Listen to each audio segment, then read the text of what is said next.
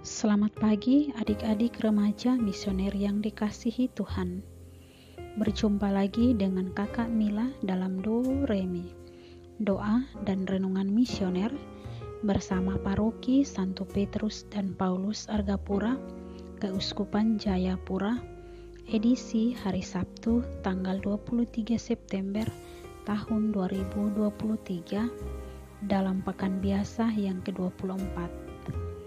Dan hari ini gereja memperingati pesta Santo Padre Pio dari Pietrelcina, seorang imam gereja. Bacaan kita pada pagi hari ini diambil dari Injil Lukas bab 8 ayat 4 sampai ayat 15 dengan perikop perumpamaan tentang seorang penabur. Mari adik-adik, sebelum kita membaca, mendengar dan merenungkan sabda Tuhan, marilah kita bersama-sama berdoa. Dalam nama Bapa dan Putra dan Roh Kudus. Amin. Ya Allah, Bapa yang Maha Baik, terima kasih atas perlindungan-Mu sepanjang malam tadi. Terima kasih pula karena Yesus yang diutus menjadi sahabat kami yang selalu menemani kami. Saat ini kami mau membaca, mendengar, dan merenungkan sabda-Mu yang adalah pelita hidup kami. Kami mohon, utuslah Roh Kudus-Mu hadir di tengah-tengah kami, agar apa yang kami baca dan kami dengar dapat kami pahami. Bantulah kami agar kami mampu selalu menjadikan sabda-Mu sebagai keselamatan kami. Dan ajarilah kami agar mampu mendengarkan sabda-Mu dan melaksanakan dalam hidup kami. Semoga perkataan kami menjadi cerminan dari perkataan-Mu sendiri, sehingga hidup kami menjadi berkat bagi sesama. Demi Kristus, Tuhan dan pengantara kami. Amin. Semoga Tuhan beserta kita, sekarang dan selama-lamanya. Inilah Injil suci menurut Lukas. Dimuliakanlah Tuhan. Banyak orang datang berbondong-bondong dari kota-kota sekitar kepada Yesus. Maka Yesus berkata dalam suatu perumpamaan, adalah seorang penabur keluar menaburkan benih.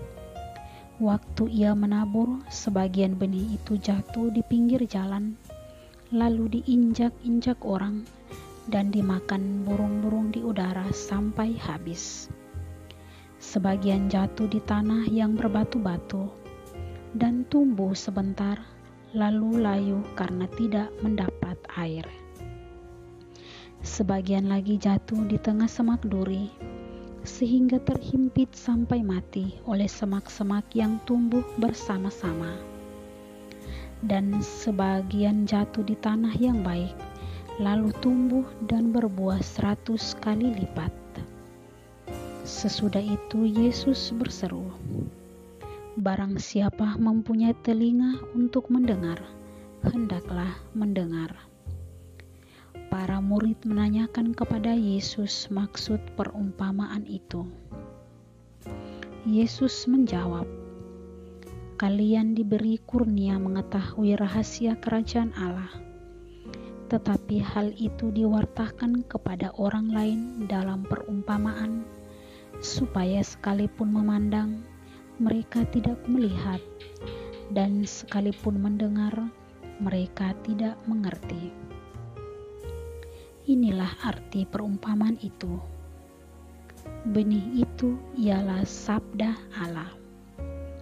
Yang jatuh di pinggir jalan ialah orang yang telah mendengarnya. Kemudian datanglah iblis, lalu mengambil sabda itu dari dalam hati mereka, supaya mereka jangan percaya dan diselamatkan.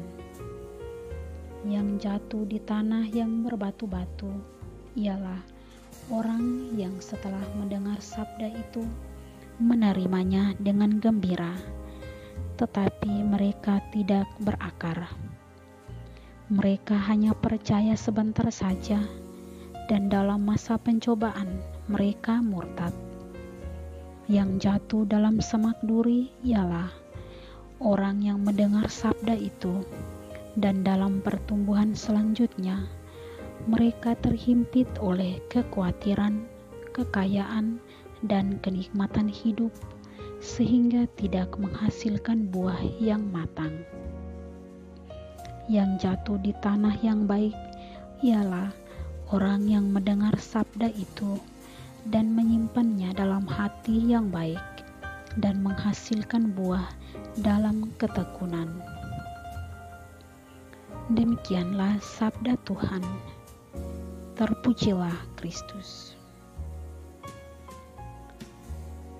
Adik-adik remaja yang dikasihi Tuhan,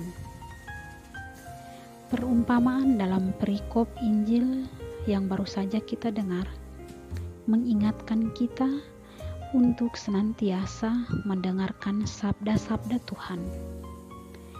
Sebagai anak-anak Katolik, kita selalu diajak untuk mendengarkan sabda Tuhan sebagai penuntun hidup kita, supaya hidup kita tidak melulu hanya dipenuhi dengan sabda-sabda manusiawi.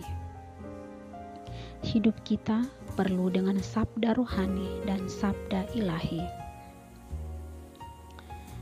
Perkara mendengarkan sabda Tuhan melalui perumpamaan ini menjadi jelas bahwa setiap orang, siapapun orangnya, mendengar sabda Tuhan. Sabda Tuhan hadir kepada semua orang tanpa terkecuali. Perkara yang muncul adalah setelah mendengarkan sabda Tuhan, kemudian bagaimana sikap kita. Itulah yang menentukan apakah sabda itu berbuah atau justru mati. Sebagai anak-anak Katolik, pasti kita sudah pernah, paling tidak, bahkan sering membaca kitab suci dan mendengarkan sabda Tuhan. Pertanyaannya adalah, setelah membaca, bagaimana tanggapan atau reaksi kita terhadap sabda-sabda Tuhan yang kita baca dan kita dengar?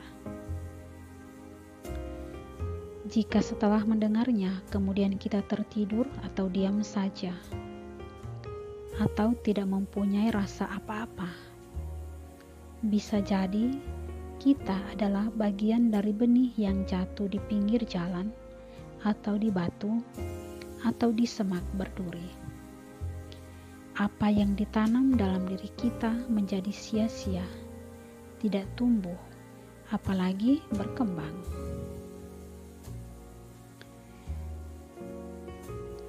Adik-adik remaja yang dikasihi Tuhan,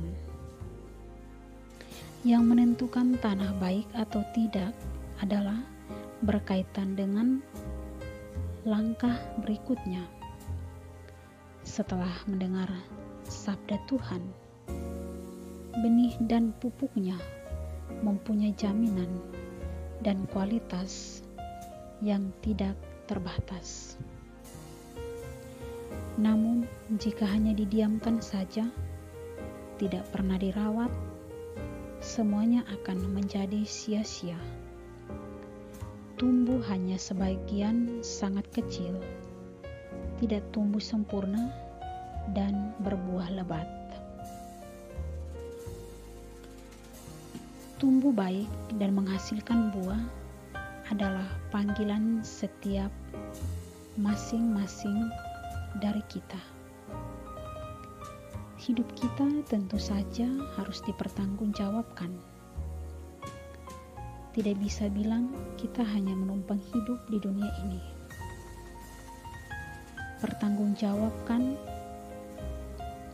Pertanggungjawaban yang bisa diukur adalah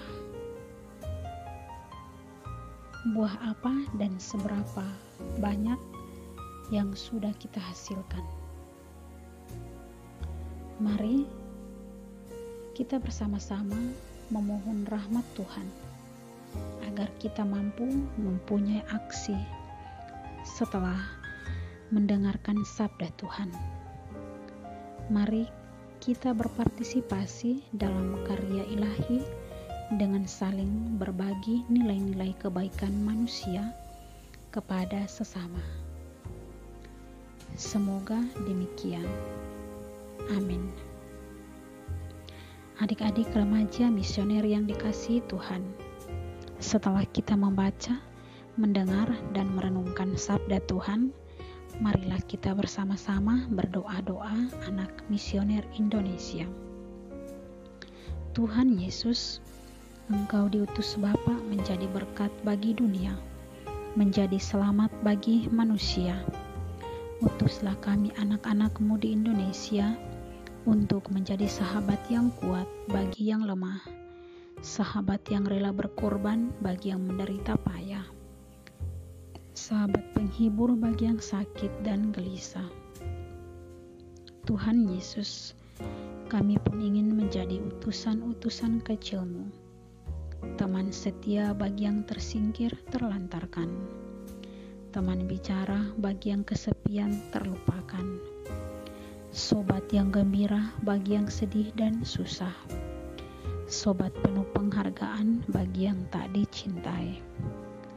Tuhan Yesus, utuslah kami kini dengan bantuan Roh Kudus-Mu, menjadi garam dan ragih yang baik, menjadi terang dan obor yang cemerlang, membawa kegembiraan dan pengharapan.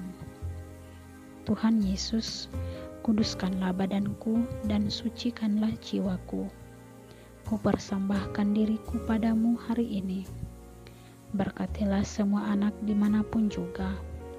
Berkatilah semua orang yang kami jumpai, siapapun juga.